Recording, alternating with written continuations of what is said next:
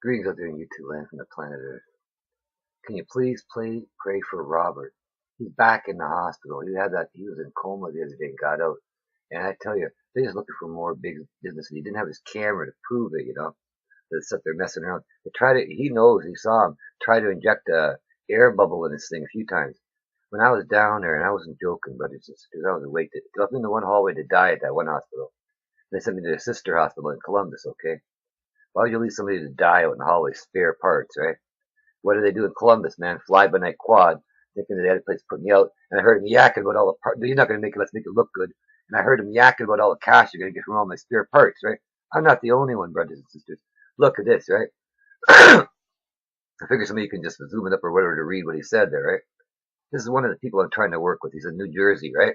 I try to tell him that not to worry about his disease, man. God is beyond that. Cause I was far worse than this man, okay? And you see him here, he's freaking out, man. And they told him one thing and it ain't working. He's on medicines that would have killed me, okay? You had to take a break from him because they're hurting him too, okay? They got him doing cannabis to try and alleviate the conditions, okay? Now, I talked to Jesus about cannabis, okay? And yes, you can see some people smoking it in moderation as a medicine because of the prices and all that rip people off, right? The key word here is moderation. They're dealing with a problem, okay? It was designed by God to be eaten, okay? Now, he wasn't talking about, you just see him running around with ovens and timers and everything. No, man. That's for the people who want to get high on it, okay? You grind it like you would any, and use it like any other spice you would, okay?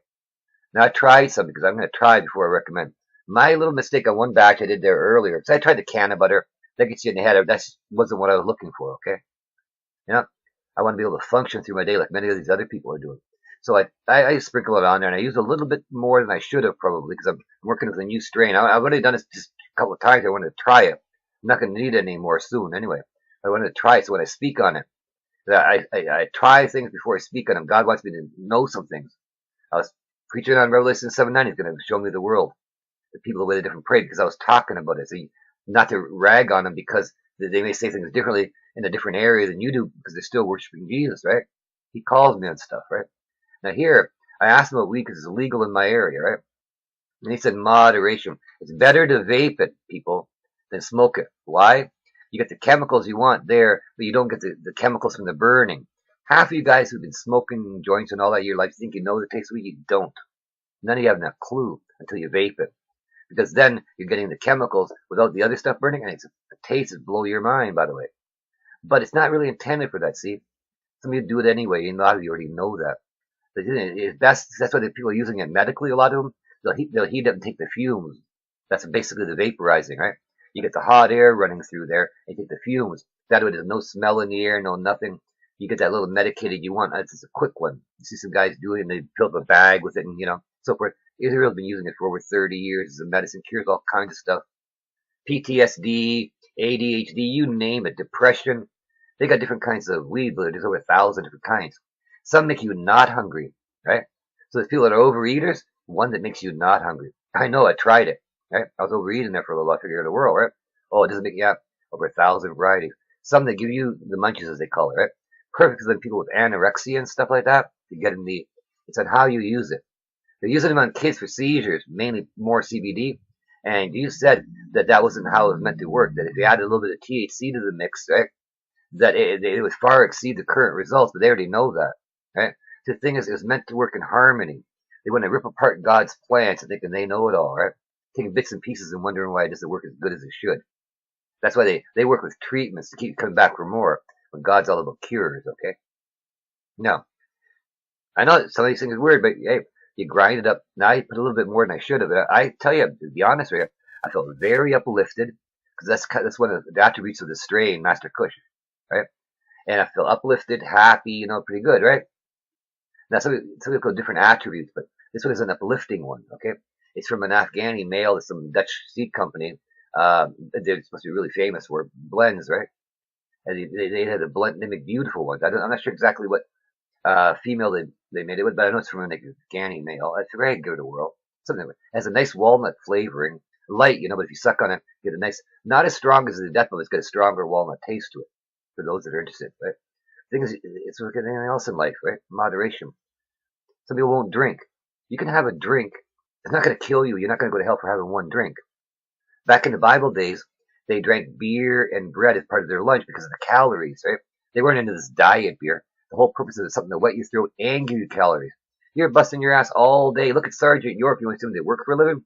Not like some of you that got it cushy right now. You don't even know what a day's work of living is. Look at the Bible days, man. All day long working for a penny. Okay? All day long. You need the energy. You're working hard. I mean, if somebody that's worked on a farm and land knows what I'm talking about, right?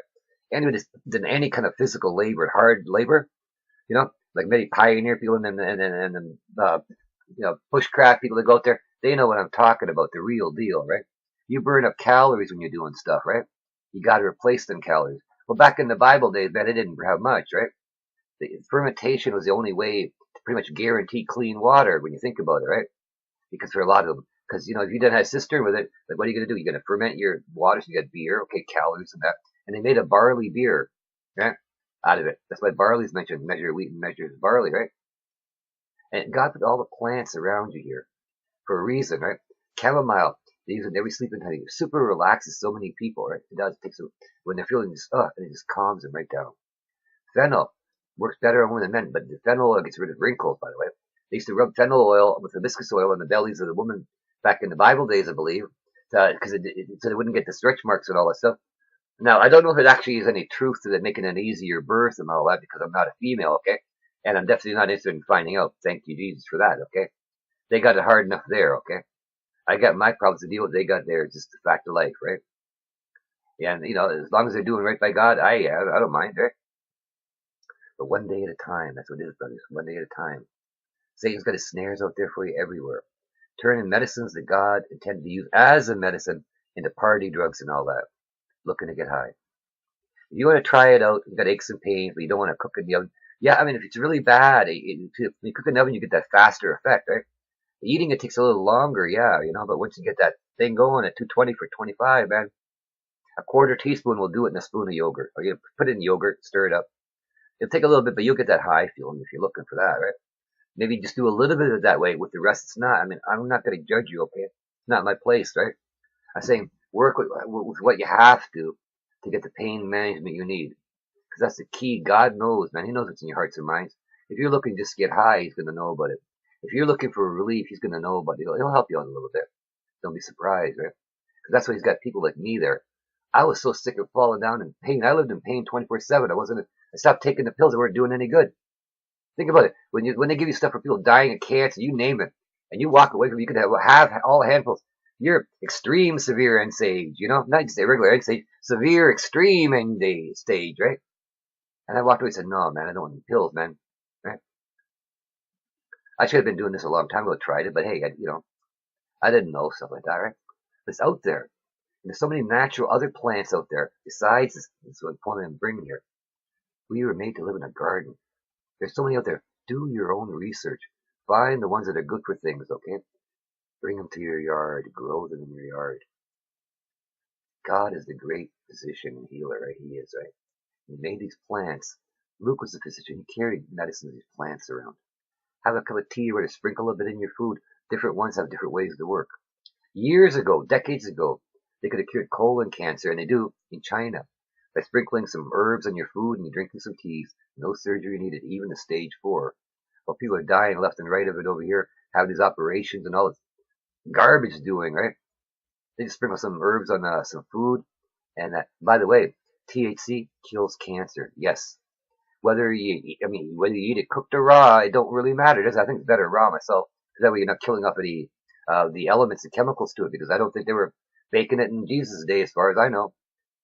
But it cures every kind of cancer out there. Because of what THC does to the cancers, it terminates them. A little bit of that and it kills every cancer out there. So why are people going through radiation treatments when all you have to do is eat some weed? If you eat it raw, it won't mess with your mind as much. As long as you have to trial and error. I'm telling you, that's the way it is, brothers. You got to be willing to step up. You got to trial and error with that first dose, okay?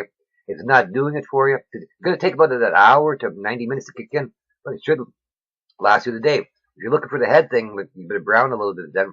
But if you want like the stiffness and the aches don't go away, or you can actually eat it a little bit before bedtime and eat later, and you actually have a good night's sleep because you're not tossing and turning all the time.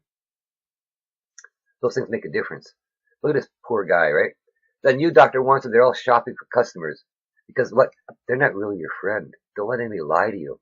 They're big pharma's drug dealers. Except they're way smarter than the drug dealers on the street. You know why? You gotta pay them just to walk in the door, whether you get a prescription or not. They might just call you in for some stupid test result they made you take so they can make more money, make their friends money, because they're damn too greedy to call you on the phone. Yeah, your test came in. They tell you that. Come in for the results. That tells you the greedy minions of Satan that they are. Somebody with a heart would have said, yeah, your test results come in, there's fine, nothing to worry about. That's it. Saving you time and money on another office visit just to hear what they could have told you on the phone since they called you in the first place. You know why they do this? Because they're big pharma's drug dealers. They get kickback for the prescriptions they push from different companies. You don't think they're looking to make more? They're paid by these guys to push their pills on you.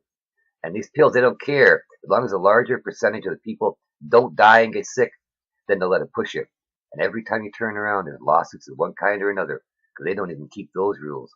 The FDA don't check jack or dung, okay? You own a pharmacy company, say, hey, I got this great pill, it does this and this and this. And they go, okay, you can put it out without even checking, because they take their word. I tell you, they will call good evil and evil good. And when the place is supposed to be there to safeguard you, patents every usable chemical they can think of in weed, but tells you there's no medical benefit, think about it. For years been used. I have a documentary for those looking at my thing, and Jesus brought it up to me after. It talks about weed throughout the ages. Very beautiful. It's in my great messages. And go just before the 28 mark. I set it to the 27 because it's between the 27 and the 28 mark. It starts talking about the uses in the Bible. And Jesus was the anointed one. And yes, Moses used it. And I got told all about it by Jesus a little bit anyway. Goes on everything. He sacrificed everything. Considered holy. It was used as a healing and anointing oil. And yes, the apostles were anointed with it. Yep. And they went on and anointed other peoples with it. So they wanted to stop that when the Romans took over the church, right? Didn't want anybody to get in closer relationship with God and feeling better and being well and being healed. Because it does all that when God considers it holy. Do you think it's just some regular oil? I don't think so. This one had a kick. You felt the love of Jesus flowing through you. You felt happy. Your body was healed. And they were doing it every day. They had the healing properties with the love of Jesus amplified for that little bit there. Because they knew what they were doing, listening to God. Please pray for Robert. He's stuck in the hands of these pagan witch doctors and they're shaking their rattles and all that, only treating him so they keep money coming in whether he lives or dies. And he tells you caught him trying to put air bubbles in there. They left me to die in one hallway with spare parts. The other place in Columbus, they're talking about selling my organs, thinking I wasn't going to die. Because nobody gives a shit about tourists and visitors, do they? Spare parts are spare parts, right? Not from this boy. Got out of their plans and making a difference now for Jesus. I'm warning you, watch them hospitals in the States, man. First one you need to call is God, right? Talk to Jesus. Hey, man, Jesus, I know you're the great physician. I need you, man. These quacks saying this and this and that, man, they're coming for me. Jesus will have your back. Some of us are meant to go. You know why? So that you can be there with Jesus. No more tears. But Robert here, he's doing pretty good because the Lord's got his reasons that he's not letting him kill him, right? Even though the stuff they do, in and out of comas and everything. Just got out and then got him back there again. Because the stuff they're giving him, brothers and sisters. Would you rather trust their poison than pushing for their master, Big Pharma, who's run by Satan, as you know? Because Jesus came to set the captive free. And all this dung, there's nothing Jesus can't fix, right? And another one dies and they shove another one in there. I've been there, I've done that. The aspirin, oh man. I remember just aspirin and all a bunch of things like that to the compartments. I'm deader than a doornail if I go take that without Jesus, right? But the ambulance don't come here anymore. That's why everybody's tripping around here and they're starting to come more and want to know more about Jesus because they know this is not normal. I'm weak falling down. They saw that all the time. Walking, shaking man with a cane, man. And now I'm stronger than all these guys that are over 2 decades younger than me. I'm walking tall, no cane. They see the strength. They see the glow that I have. They hear the tone in my voice. I'm not that weak, frail man anymore. And they want to know about Jesus, right? He can do that for me. Imagine what he can do for you. Stop being your illness, brothers and sisters. Stop speaking death to yourself. Start speaking life. Because he says there's a price tag when you speak death, right? Especially even about your own illnesses, right? And others. Speak life to yourself. Speak life to others. And that opens the door for Jesus to speak life unto you. Bye-bye.